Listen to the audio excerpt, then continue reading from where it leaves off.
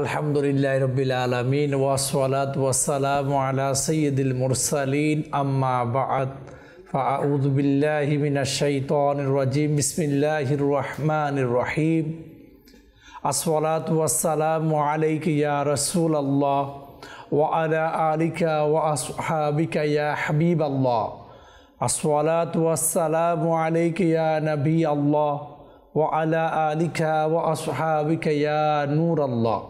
প্রিয় ইসলামী ভাইরা, আমাদের চ্যানেলের দর্শকবৃন্দ, সন্তানের সুশিক্ষা অনুষ্ঠান দেখার সাদর আমন্ত্রণ জানাচ্ছি। হায়াতুন নবী, আখিরি নবী, নবী মুহাম্মদ রাসূলুল্লাহ সাল্লাল্লাহু তাআলা আলাইহি ওয়াসাল্লামের উপর দরুদ শরীফ পড়ার অগণিত ফজিলত বারাকাত রয়েছে।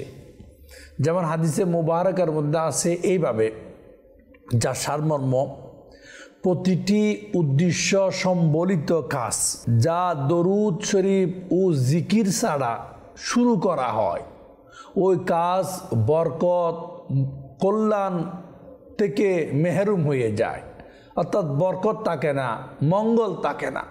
এই কাজের মধ্যে বোঝা গেল, যখনই আমরা যে কোনো উদ্দেশ্য নেক নিয়তওয়ালা কাজ শুরু করি, তখন যেন খেয়াল করে মনে করে দরুদ শরীফও পড়ি, আল্লাহ পাকের জিকিরও করি, এর মাধ্যমে কাজ শুরু করি, তাহলে আমার আপনার কাজের মধ্যে বরকত হবে।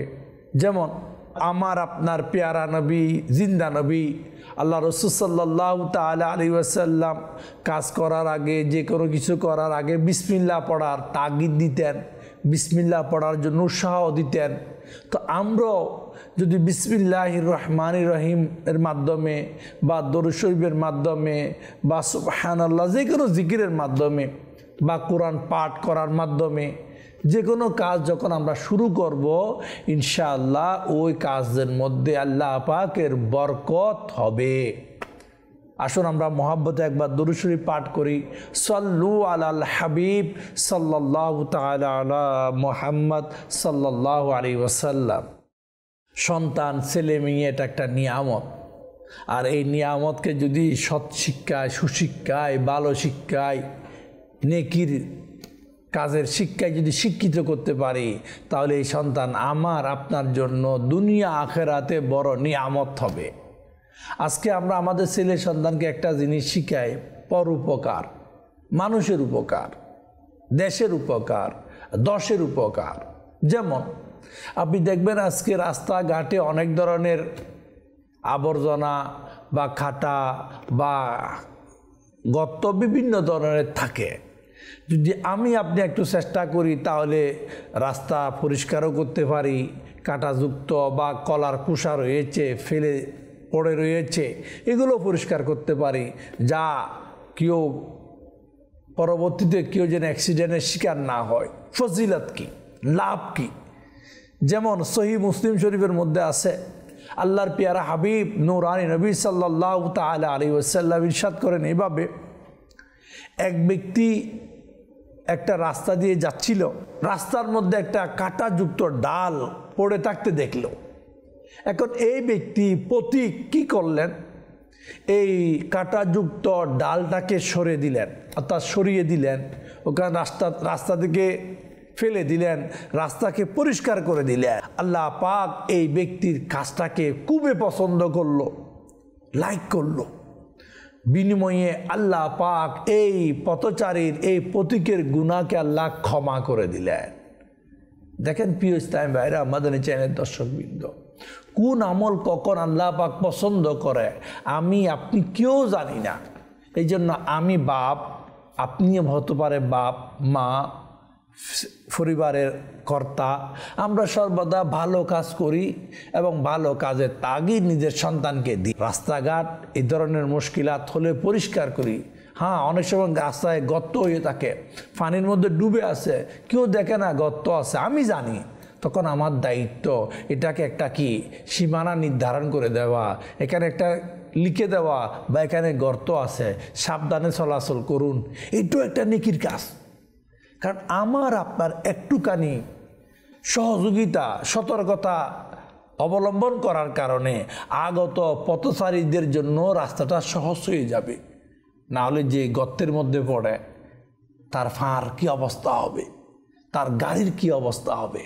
তো আমার আপনার সবার একটা মাইন্ড হওয়া চাই, ছেলে সন্তানদেরকে এই যে এই মন মানসিকতা তৈরি করা চাই, মানুষের উপকার করি, রাস্তাঘাট সেবামূলক কাজে অংশগ্রহণ করি। যেমন কিতাবের মধ্যে আছে, আবু দারদা রাদিয়াল্লাহু তাআলা আনহু থেকে বর্ণিত, যে ব্যক্তি মুসলমানদের সলা ফতে কষ্টদায়ক বস্তু সরিয়ে ফেলে, আল্লাহ পাক তার জন্য একটি নেকি লিখে দেন। আর যে ব্যক্তির জন্য আল্লাহ পাক একটি নেকি লিখে দিবেন, আল্লাহ পাক সেই নেকির কারণে ওই বান্দাকে জান্নাত দান করবে। আল্লাহু আকবার। হয়তো অনেকে বলে একটি নেকি, আরে ভাই একটি নেকি যদি নাজাতের কারণ হয়ে যায়, এটার চাইতে বড় সম্পদ আর কি আছে? একটি নেকি। আর আল্লাহ পাক যাকে একটি নেকি প্রদান করে, আল্লাহ তাকে জান্নাত প্রদান করবে। আমার আপনার আগামী প্রজন্ম সবার, আমি স্পেশাল ছেলে মেয়েদেরকে বলবো, চলার পথকে মানুষের জন্য আসান করে রাখি। কিন্তু দুঃখের বিষয়, অনেকে চলার পথে অনুষ্ঠান করে, অনেকে চলার পথে খেলাধুলার আয়োজন করে। হ্যাঁ, অনেকে চলার পথে ক্রিকেট খেলে। ও ভাই, এটা ক্রিকেট খেলার মাঠ নয়, এটা রাস্তা চলাচলের জন্য। অনেকে চলার পথে মাহফিল করে, বাজার কমিটির মাহফিল। লোকের কষ্ট হচ্ছে, অনেকে বুটের ক্যাম্পেইন করে, অনেকে অনেক ধরনের সাংস্কৃতিক অনুষ্ঠান করে। কেন? ও ভাই, চলার পথ সবার জন্য সর্বদা উন্মুক্ত রাখা দরকার, কারো যেন কষ্ট না হয়। অনেকে চলার পথে পাশের ঘরের ডাস্টবিনের সেফটি টাঙ্গির ময়লার পানিগুলা ফেলতেছে। এই বন্দা পথচারীর যে পোশাক নাপাক হচ্ছে, এর জবাব কি দেবে? কি হবে? অনেকে ঘরে ফাইলিং করতেছে, ফাইলিংয়ের পানি সবগুলো রাস্তায়। এটা কি? বিশেষভাবে অনেকে কুরবানির সময় কুরবানি করে, গরু পশু জবাই করে রাস্তার মধ্যে। ও ভাই, গরু পশুর রক্তগুলা নাপাক, পথচারীর গায়ে রাখতেছে, এগুলার জবাব কে দেবে? আমাদের চ্যানেলের দর্শকবৃন্দ, আমরা আমাদের ছেলেদেরকে মানুষের হক সম্পর্কে বুঝাই, তাদেরকে মানুষ আসানভাবে চলতে পারে সেই ধরনের ট্রেন আপ করি, কষ্টওয়ালা না করি। অনেকে বলে কি হয়েছে, সবাই তো কুরবানি করে, আমিও করতেছি। সবাই পশুর রক্ত রাস্তায় ফেলে, আমিও ফেলতেছি। না, দেখে আমি আপনি মুসলমান, আমার আপনার প্রতিটি কর্ম সম্পর্কে আল্লাহ পাকের দরবারে জিজ্ঞাসাবাদ করা হবে। এই জন্য আমাদের আগামী প্রজন্ম ছেলে মেয়ে যারা আছি, আমরা প্রতিটি কদম দেওয়ার আগে চিন্তা করি, এই কদমটা রাখতেছি আমি, এটার জবাব কি হবে। ছেলে মেয়েদেরকে এই ব্যাপারে একটু সজাগ করি, সচেতন করি। এটা মা বাপের পক্ষে সম্ভব। কারণ মা বাপ যদি বারবার ছেলে মেয়েদেরকে বলে, বাবা রাস্তাঘাটে ময়লা ফেলিও না, কলার কুসা ফেলিও না, কষ্টদায়ক বস্তু রাখিও না, যেমন তেমন গাড়ি পার্কিং করি। অনেকে আছে গাড়ি পার্কিং করে চলে যায়, সবার কষ্ট হচ্ছে। ভাই, তোমার গাড়ির জন্য অপরের কষ্ট হচ্ছে ঘন্টার পর ঘন্টা, কি জবাব দিবা? বান্দা কি জবাব হবে আল্লাহর দরবারে? আমার গাড়ি আছে, আমার পয়সা আছে, এই জন্য আমি রাস্তা যেমন ইচ্ছা তেমনভাবে ব্লক করে নিলাম। না, রাস্তাকে যেমন ইচ্ছা তেমনভাবে ব্লক না করি, রাস্তাকে বন্ধ না করি, রাস্তাকে সবার জন্য উন্মুক্ত রাখি। আল্লাহ পাক বুঝার তৌফিক দান করুক। সাথে সাথে নিজের ছেলে মেয়েদেরকে এটা ট্রেন আপ করায়, এটা প্রশিক্ষণ দিই। এক ভাই অপর ভাইয়ের সাথে যখন মোলাকাত করো, সালাম দাও। এক বন্ধু অপর বন্ধুর সাথে যখন মোলাকাত করো, সালাম দাও। এক বোন অপর বোনের সাথে যখন সাক্ষাৎ করো, সালাম দাও। এক বান্ধবী অপর বান্ধবীর সাথে সাক্ষাৎ হলে সালাম দাও। হ্যাঁ, আমরা বলি একে অপরকে হাই হ্যালো করো। ভাই, হাই হ্যালোর মধ্যে নেকি নাই, সালামের মধ্যে 100 নেকি আছে। হাই হ্যালো এটা কি? এটার মধ্যে সম্বোধন করা যায়, নেকি নাই। দেখেন, আমি মুসলমান, আমার আপনার নেকি দরকার, নেকি। কারণ যার নেকি বেশি, সে জান্নাতের আলা বালা উচ্চ মকামে থাকবে। জান্নাত 1 ক্লাস 2 ক্লাস 3 ক্লাস 8 ক্লাস পর্যন্ত আছে। প্রথম শ্রেণীর জান্নাত হচ্ছে জান্নাতুল ফেরদৌস, আলা বালা সবচাইতে উত্তম জান্নাত। তো শ্রেণী বিভক্ত কেন? নেকির কারণে, মুহাব্বতের কারণে, আল্লাহ পাকের ভালোবাসার কারণে, আল্লাহ রসুলের মুহাব্বতের কারণে।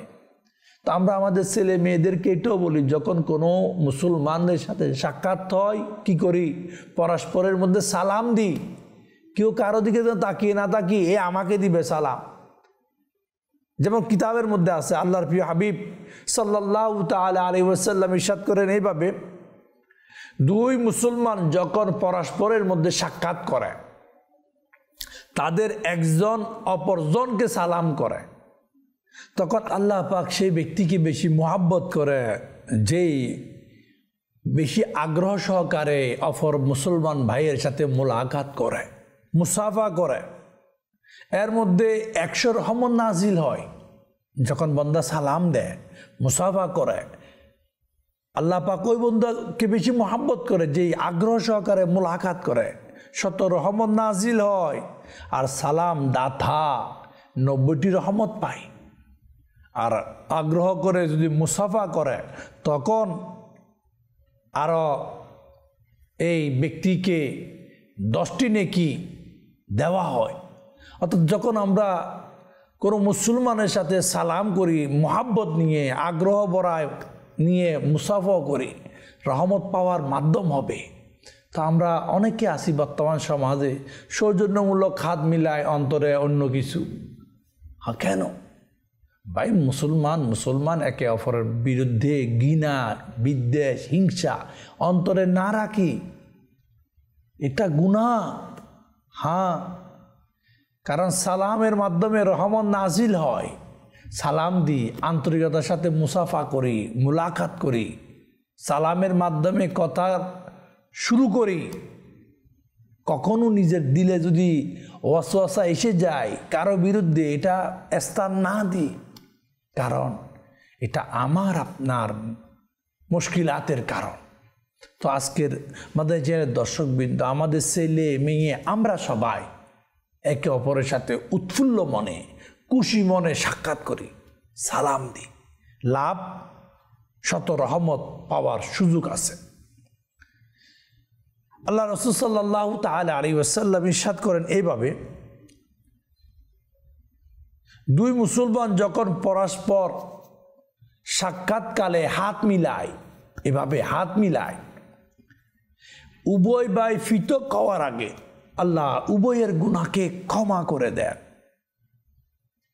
কত বড় নিয়ামত! পৃথক হওয়ার আগে আল্লাহ ক্ষমা করে দিচ্ছে। এই জন্য আমি আপনি লোক দেখানো, মুলাকাত, মুসাফা থেকে, এই ধরনের অ্যাক্টিভিটিস থেকে নিজেকে বিরত রাখি। আন্তরিকতার সাথে মানুষের সাথে মিশে যায়, আন্তরিকতার সাথে মানুষের সহযোগিতায়, ভালোবাসায় সালাম দিই, সোয়াবের নিয়তে। না দিলে লোকে কি বলবে? বিয়াদব বলবে। না দিলে হয়তো আমার ইজ্জত তার দিলে থাকবে কি না? থাকবে না। এক কথায় এই ধরনের মাইন্ডে না করি, সালাম দিই, মুসাফা করি, উৎফুল্ল মনে মাওলার সন্তুষ্টির জন্য একে অপরের সাথে মুসাফা করি, মোলাকাত করি, সালাম করি। ইসলামী বোনের সাথে মুসাফা করা, ইসলামী ভাইয়ের সাথে। কিন্তু বদনসিব অনেক আছে, পুরুষ নারী মোলাকাত করে। ও ভাই, সে তোমার স্ত্রী নয়, সে তোমার বোন নয়, সে তোমার মা নয়। যাদের সাথে তুমি মুসাফা করবা, মুলাকাত করবা, নারীর সাথে মুলাকাত মুসাফার অনুমতি নাই, হারাম, গুনাহে কবিরা। এখন আজকে আমাদের সমাজে এমন একটা ভাইরাস হয়ে গেছে, যুবকরা বলে ডোন্ট মাইন্ড, যুবতীরা বলে ডোন্ট মাইন্ড। সে তো আমার বন্ধু, সে আমার কলেজ একই ক্লাসে পড়ে, ফ্রি মাইন্ড, কোনো সমস্যা নাই। কে বলে সমস্যা নাই? যেখানে শরীয়ত বলে সমস্যা, না জায়েজ। কারণ আমি আপনি না জায়েজকে কখনো জায়েজ করার অধিকার আমার আপনার নাই। আল্লাহ পাক বুঝার তৌফিক দান করুক। হযরত আল্লামা মাওলানা আব্দুর রউফ রাহমাতুল্লাহি তাআলা আলাইহি বলেন, দুই মুসলমান যখন সাক্ষাৎ করে পরস্পর যেন হাত মিলায়, পুরুষের সাথে, মহিলার সাথে সমস্যা নাই, কিন্তু নারী পুরুষ মিলানোর অনুমতি নাই। ফর পুরুষ, ফর নারী, বেগানা নারী, অর্থাৎ যার সাথে আমার বিবাহ বৈধ, বিবাহ জায়েজ, এর সাথে হাত মিলানো যাবে না। আল্লাহ আমাদেরকে হিফাজত করুক। ডোন্ট মাইন্ড থেকে বের হয়ে আসি, শরীয়তের মাইন্ডে চলার জন্য নিজেকে তৈরি করি। ডোন্ট মাইন্ড এটা ফালতু একটা জিনিস। শরীয়তের মাইন্ড নিয়ে আমরা জীবন গড়ি। ডোন্ট মাইন্ড বলে বলে নাজায়েজকে জায়েজ করব, হারামকে হালাল করব, এটার অনুমতি নাই। এর জন্য প্রিয় ইসলাম ভাইরা, আমাদের চ্যানেলের দর্শকবৃন্দ, আমি আমার ছেলে মেয়েদের ব্যাপারে একটু খেয়াল করি, তারা তাদের বন্ধুর সাথে বান্ধবীর সাথে কী ধরনের বিহেভ করে, কী ধরনের অ্যাক্টিভিটিস করে। এখন আন্টি খেয়াল রাখে না, আঙ্কেলও খেয়াল রাখে না, এরা বাচ্চা মানুষ, এদের কি? ও ভাই, বালিক হওয়ার পর থেকে কেউ আর বাচ্চা নাই। বালিক বালিকা হয়ে গিয়েছে, এখন আর বাচ্চা নাই। কারণ বালক বালিকা হয়ে গেলে তাদের মধ্যে, তাদের আমল নামায় গুনাহ করলে গুনাহ লেখা হয়। হ্যাঁ, এই জন্য প্রিয় ইসলামী ভাইরা, আমাদের চ্যানেলের দর্শকবৃন্দ, আমরা ফ্রি মাইন্ড বলে নিজেকে গুনার দিকে ঢেলে না দিই। আল্লাহ পাক বুঝার তৌফিক দান করুন। সালাম করলে ফায়দা কি? হ্যাঁ, একে অপরের মধ্যে মোহাব্বত বৃদ্ধি পায়, রহমত নাজিল হয়। আরেকটা বড় ফায়দা আছে, শুআবুল ঈমান কিতাবের মধ্যে আছে। আল্লাহ রাসূল সাল্লাল্লাহু তাআলা আলাইহি ওয়াসাল্লাম ইরশাদ করেন এইভাবে, সর্বপ্রথম সালামকারী অহংকার মুক্ত। যে প্রথমে সালাম দেয়, আমার নবী সাল্লাল্লাহু তাআলা আলাইহি ওয়াসাল্লাম বলে এই ব্যক্তি অহংকার মুক্ত। সালাম দি, কারণ অহংকার শব্দটা ভালো নয়। অহংকার শুধুমাত্র আল্লাহ পাকের জন্য। অহংকার পতনের মূল।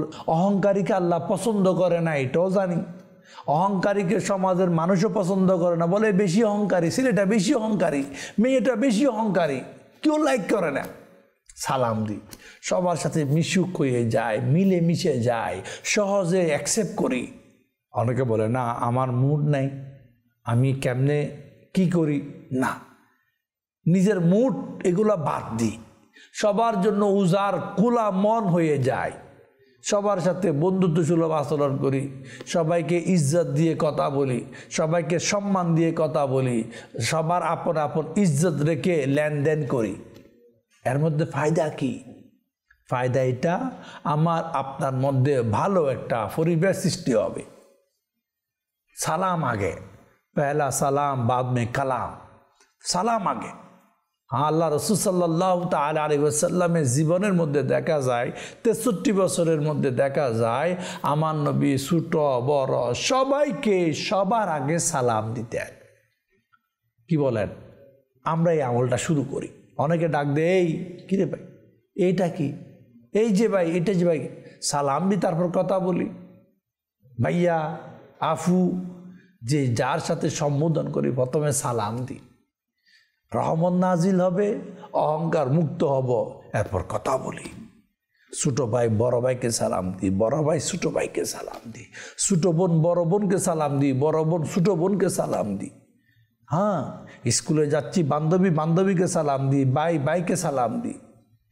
এক কথায় যে যেখানে আসি সালাম দিই, সালামকে প্রসার করি। এটা হোক আমার আপনার জিন্দগির চলার একটা, কি বলেন, রহমত পাওয়ার মাধ্যম। কারণ আসসালামু আলাইকুম ওয়া রাহমাতুল্লাহি ওয়া বারাকাতুহু এই বলার কারণে 100 রহমত পাচ্ছি। দিনে যদি মনে করেন আমার সাথে কারো সাথে যদি 20 জনের সাক্ষাৎ হলো, 20টা সালাম দিলাম, 2000 রহমত পাইয়া গেলাম, 2000। আর এই রহমত, এই নেকি কাল কিয়ামতের দিন বন্দার আমার আপনার মিজানের পাল্লায় হবে।